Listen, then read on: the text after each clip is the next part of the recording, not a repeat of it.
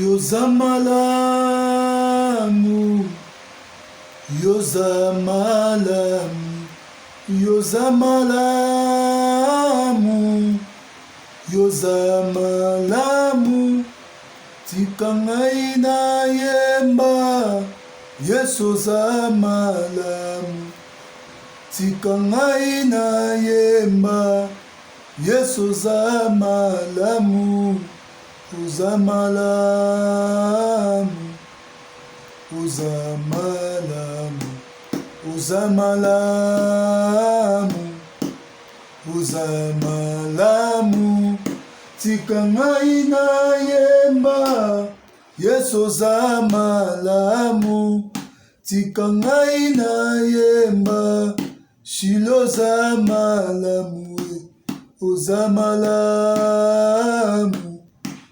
uzamalamu, uzamalamu, uzamalamu, mupesi pema, mupesi pema, mupesi pema, mupesi pema, tikangai na yemba, yo mupesi pema tikanga na yemba, yo mupesi pema, mupesi pema, mupesi pema, mupesi pema, mupesi pema, mubundi molongi, mubundi molongi, mubundi molongi, mubundi molongi,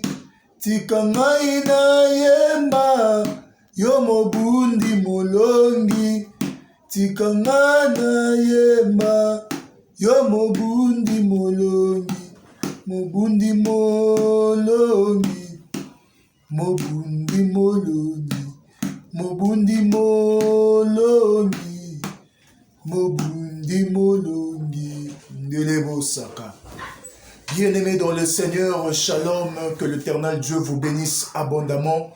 Binobandeko bozwi libaku ya kolanda biso à travers votre programme prière ya balongi o ezali présenté to ezako kambama et pas ya votre humble serviteur l'homme de Dieu l'évangéliste. Bienvenue Biyanomu kwa ya wakapinga. En tout cas que l'Éternel Dieu vous bénisse abondamment. Bien-aimés dans le Seigneur, Nabutuya lelo nazana posa avant tout bon de l'Anzambé, nana posa ko communiquer penser à Christ. Bien-aimés dans le Seigneur, vie à moi dans Nzambé eza pamba. Soki azali attaché te na vie de prière. Oh bien-aimé, prière et batelaka. Prière et bundela rabiso. Prière et longisaka biso. Place oyo mama to papa na koko komate, prière et komaka. Makambo ezali impossible na vie na yo. Bien aimé, eza possible na kata prière. Bible eza koloba na ngai que celui qui s'approche de l'Éternel croit que l'Éternel existe. Et il est le rémunérateur de tout celui qui le cherche. Bien-aimé dans le Seigneur, nalingaka ko définir prière lokola musala. Parce que Bible ya momoko solo ba ke Nzambe azalaka mofuti ya moto nyonso alukaka ye, le rémunérateur. Ya moso ki na lobi na définir prière, na ko définir prière lokola musala. De la même manière, Mutobi Maratongo ake musala pour la fin du mois futama. De la même manière, pe moto a lukaka Nzambe a futama ranatana ye. Yango na solo na maman moko na papa moko na frère na sœur oya kolinga to lukane Nzambe na butu ya lelo o bien-aimé okofutama na solo ba ke tongo ekotana te sans que Nzambe afuta prière na yo. Tongo ekotana te sans que Nzambe abongola kombo na yo nenga bongola ki kombo ya Jacob. O bien-aimé na ligi na butu ya lelo to luka Nzambe. nalingi na butu lelo tokota na profondeur ya koluka nzambe. Nazo sala appel na ba amoureux pe amoureuse ya prière. Maman lamuka, lamusa papa, papa lamusa bana, kanga porte, kanga TV, boya distraction, kanga connexion, zwa téléphone tia mupandi, zwa ba appel tia mupandi, to luka na nzambe na bomoi. Tolobi amen, place zwa mibiso. Ah na yo amen, na yo te pesanga amen na bien. Ana yo kamena yo te pesanga mena bilombe esiko zali betela nzambe maboko na milolo ya balongi ya balongi ya balongi ya balongi ekomi tango ya prière. Nalingi pe na me place zwami yo ofongo la Bible na mokanda ya Genèse. Ezali verset oyo ne komema biso na kati ya présence ya nzambe na bomoi. Genèse chapitre 12 le verset 1er. Smeno mobimba to na kati ya mabondeli. Tozo luka nzambe na loyenge te, mais tozo luka nzambe na but na objectif ya komona solution ya ko palper ba merveille na ina ba vie na biso. Tolobi amen na bien. Tozo bana toromana ko luka nzambe butu nyonso, mais na butu ya lelo toza ko introduire prière na biso par ces versets bibliques yango nde komema biso toute une semaine. Tolobi amen. Totangi Genèse chapitre 12 le verset 1er. L'Éternel dit à Abraham, va-t'en de ton pays, de ta patrie et de la maison de ton père. Tosuki wana. Parce que verset te permet de développer point par point. L'Éternel dit à Abraham, va-t'en de ton pays, de ta patrie et de la maison de ton père. Tout le bien, amen, amen. Éternel Dieu de gloire, sanctifié moment oyo, il y a exhortation avant tokota na kata mabondeli. Ticket exhortation oyo, et pas mon peuple na yo et révolté libota na yo. Enfin que bazwa soif, goût ya koluka yo na butu ya lelo na losambo. Na kombo na Yesu Christo. Amen. Bien-aimé dans le Seigneur. Na lobi na butu ya lelo ezali butu ya mabondeli. Ezali butu otozo luka nzambe na bomoi. Ezali butu otozo belela le Dieu d'Israël. Aya ko intervenir na ba vie na biso. Aya ko intervenir na bomoi na biso. Et prière na biso eza basé sur un sujet. Otokolobia toute la semaine. Sujet en wezanini. Fais de ma vie une bénédiction. Tout le bien mène à bien. Fais de ma vie une bénédiction. Bien-aimé, au Benama, on la béni sur cette terre. Au Benama, on vivre bénédiction et en na vie na yo. Au pourquoi on a condamné, on la béni? Parce que bénédiction, nzambe muto a créé yango. La Bible me dit c'est la bénédiction de l'Éternel qui a enrichi. C'est-à-dire le diable n'a jamais créé quelque chose. Diable a créé et l'eau moko te. Nyoso otoza komona na miso, les visibles et les invisibles, toutes choses otoza ko palper, otoza komona na miso bomoto, to pe na nenga molimo, mokili o mobimba, likolo pe na se moto a créé yango ezanzambe. Diable atikala ko créer eloko moko te. Lokola nzambe azali créateur de toutes choses. C'est que bénédiction ça peut partager moto nyoso ndimeli nzambe. Parce que ce jour-là, apôtre Pierre a sauté à Jésus. A tout dit Jésus, nous avons tout laissé. Nous avons tout abandonné. Ton dime ton landayo. En retour, te rejoignez. Réponse à Jésus. Et ça veut dire que sur la terre, vous vivrez le centuple. Et aux jours à venir, la vie éternelle. C'est-à-dire que motori andimeli kolanda nzambe, des promesses est un bolaranaye. Un, le centuple qui est la bénédiction terrestre et la vie éternelle qui est la bénédiction céleste. Mais bien aimé, on peut vivre bénédiction céleste surtout qu'il dans l'eau là. Pendant que tu es sur terre, et Seigneur, on vivre bénédiction terrestre parce que Papa na yo mutu akela le visible et les invisibles. Fais de ma vie une promesse. C'est ça notre sujet. Comme ma biche la prière. Pourquoi sujet oyo. Pourquoi il faut tout bon de la base, il y a sujet oyo, fait de ma vie une bénédiction. Pourquoi? Parce que relation ya mutu na nzambe eza relation ya paternité. Fait de ma vie une bénédiction ezali synonyme ya droit oyo mwana azalaka nango vis-à-vis ya papa na ye. Lorsque papa aza na bozwi ya papa eza pe ya mwana.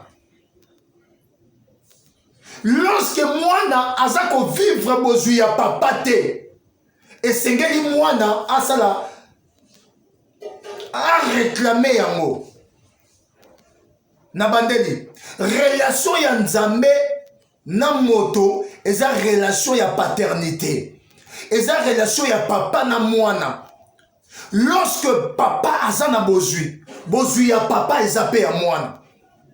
Lorsque bozwi ya papa mwana so vivre yango te, esengeli mwana kota na kati ya ba droit na ye ya ko réclamer na tata na ye que oyo yo za nango naza pe na droit ya ko bénéficier na yango parce que oza tata na nga. To le bien mena bien.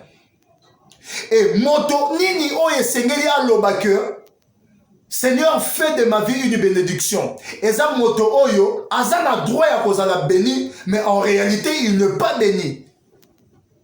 C'est la personne qui est concernée. Il y a comme ça la réclamation et pas ya tata na ye. Il y a comme ça la réclamation pour le tata na ye que fais de ma vie une bénédiction. Parce que j'ai le droit d'être béni. J'ai le droit de vivre la bénédiction. J'ai le droit de vivre le bonheur dans ma vie. Mais cependant, je ne le vis pas. Voilà pourquoi na ye liboso na yo. Oh ça la vie nana est comme ma bénédiction. Ezali droit ya mwana. Ezali droit ya chrétien. Et na butu ya lelo, je ne parle pas ya mwana nyonso, mais je parle ya mwana oyo azali né de nouveau en Christ. Nazolo belande na bana ya nzambe. Lorsque tu n'es pas béni, mon frère, ma sœur, tu as le droit. Il y a pour réclamer bénédiction n'est pas ya nzambe pour sa tata na yo.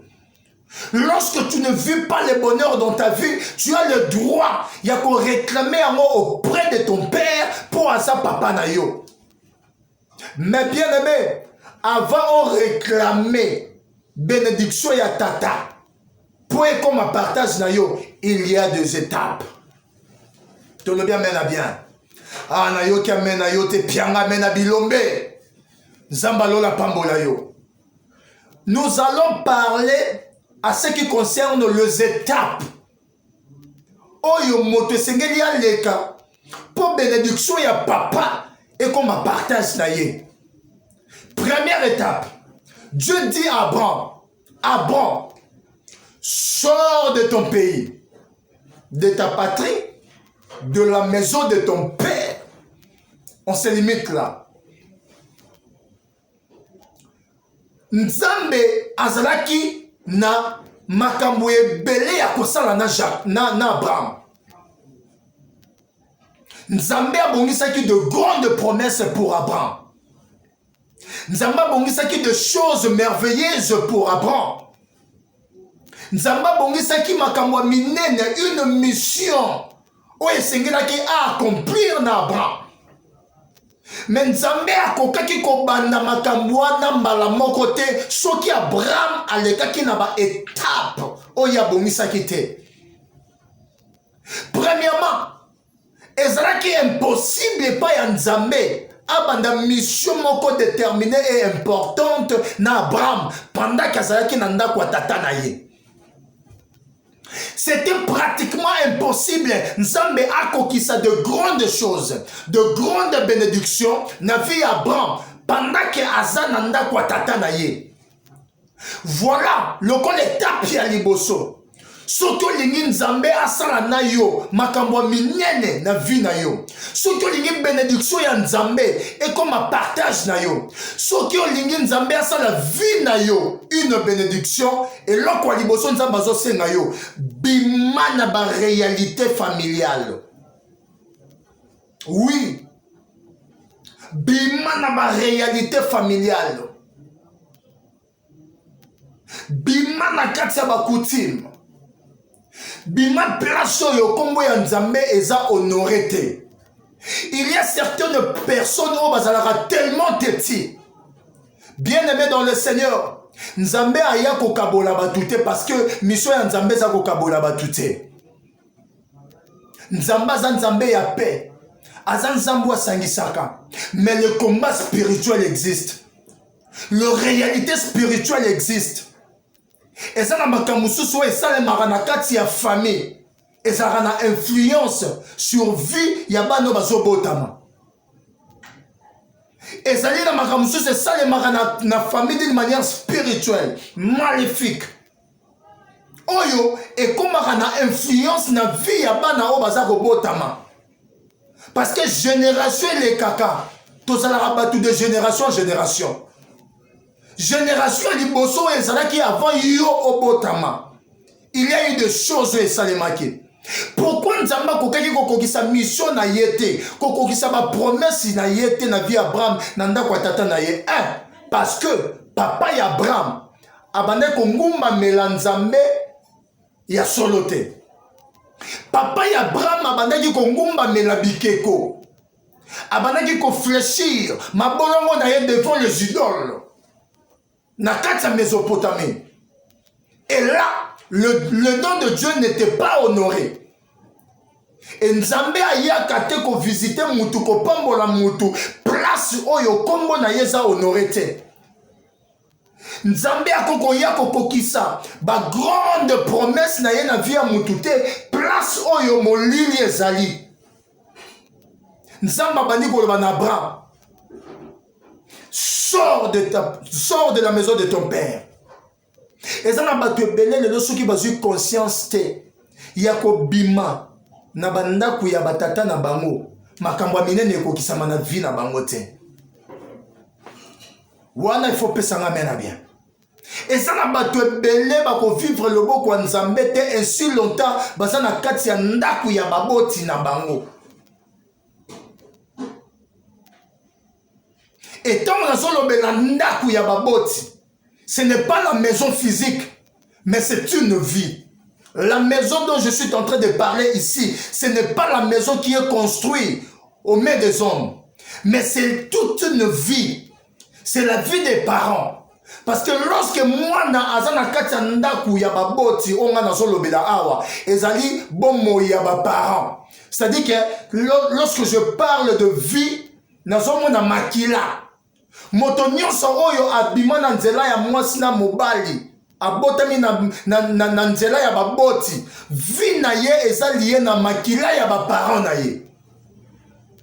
Et lorsque Nzambe aza koloba sort de la maison de ton père, c'est juste que Abraham pour yo vivre makambo minene nga na bongisi na vie na yo, il faut se séparer spirituellement na makila o eza ko lié vie na yo et ou pas ya papa na yo. Parce que lorsque vie ya mutu eza lié na baboti na ye, soki papa na yo simbara bakisi, yeba ke makambo asalaka wana e ozana influence na vie na yo. Soki mama na yo kota banda kubikota kota, yeba ke influence ya makambo na sala e ozana peine influence ya vie na yo. Et voilà pourquoi Nzamba koko yo kopambola mutu na kati ya molili te. Et kosenga na mutu abima même bana Israël, ba vivaki ba molo boko Nzambe bongo te. Le na miel et betela ki bana Israël en Égypte et c'est là qui bat bima en Égypte ba kota na désert et ba mona Cana pendant que bazaki en Égypte ba koko vivre Cana te. Bien-aimé dans le Seigneur, il y a tant de choses autres qu'on le sur ce sujet. Na lingi na butu ya lelo to belle l'ensemble ba fi ya ba to belle lelo eza lié na makila ba para na bango. Imagine-toi ce qui papa na yo to maman na yo asalara pacte de sang na mwasi moko songolo mpakala. Yeba ke pacte de sang wana e koza peine influence likolo ya bana oyo ya kobota soki a confessera te. Soki maman na yo abomaka batu asacrifiaka bato papa na yo azaki na kati ya bakutime asalaka baparte asignaka baalliance yo obotamaki te me yebake soki obotami na nzela na bango yebake baparte wana a cause ya makila oyo eza kolie yo euti epa na ye yebake kofrene tant de choses. Lelo bato ebele bavi na bango ezali bavi moko malheureuse parce que ezalaki à cause ya makambo baparent na bango basala, à cause ya bapacte oyo baparent basala, à cause ya bandako oyo baparent bakotakota yango eza kofrene bavi ya bana bavi ya bato ebele lelo. Lelo za ko se retrouver na mboka moko baninga baosepela yo ozosepela te na mboka na pourquoi tu te poses pas de questions. Musala moko yo ozosala bamisu bazosala yango bazosepela na vie mais yo ozosepela te tu te poses pas de questions. Libala pona yo ekoma lisolo omona ngoka epa baninga omona ngoka epa bandeko mais yo moko ko vivre libala te na vie na yo tu te poses pas de questions. Makambo baninga bazoswa na facilité et pas na yo ekoma extra et pas na yo ekoma difficile. Oh bien aimé, il y a un problème. Tu dois sortir premièrement dans la maison de ton père. Tu dois sortir dans la réalité spirituelle de la famille. Tu dois te séparer. Naba singawana weza koliye vinayo. Na vie ya baboti na yo. Tu dois te séparer. Jésus-Christ aya ko kabola mwana mwasi na mama na ye. Aya ko kabola mwana mobali na papa na ye. Ezaki physiquement te. Nzambe na biso zali nzambo asangisaka. Akoko ya pona division te. Metango ayaki alobiki aya ko kabola mwana mobali na papa na ye, mwana mwasi na mama na ye, c'était sur le plan spirituel. Parce que lorsque mutu andimelaka Yesu Christo akomaka de fils de Dieu. Pesanga mena bien. C'est-à-dire tant comme fils ya mutu, c'est-à-dire comme adopté ya mutu, c'est-à-dire comme fils ya mutu, c'est que ba parents na yo aliboso, oza ko appartenir na bangote spirituellement parlant. Ce qui mutu comme na niveau wana. Ah, c'est que vie na yo eu délivrance. Na lingi to bonde la nzambe na butu alelo, je sens tellement l'onction. Rokobo sakaya basekebo. Ndelebo sakaya babo, ndelebo sakaya bashe. Bien-aimé dans le Seigneur, nalingi to luka nzambe na butu alelo. Nalingi to bele la nzambe ya bomoy. Nalingi nzambe ya bomoy se manifester na butu alelo na vie na yo. Bien-aimé na posa ozo décision yako bima, yako kabwana na ba réalité ya famille, na ba malédiction ya famille. Na ba mauvaise parole prononcée na famille ozo kabwana na yango na butu ya lelo. Na belela nzambe nanga, na belela nzambe na mawawo, ngai na belela nzambe nanga ye, kino akoyanulanga belela nzambe nanga. Na belela nzambe na mawawo, ngai na belela nzambe nanga, kino akoyanulanga ye. Ngai na luka nzambe na malele, na luka nzambe na mawawo, ngai na belela nzambe na ngaye, kino akoyanulanga belela o, na belela nzambe na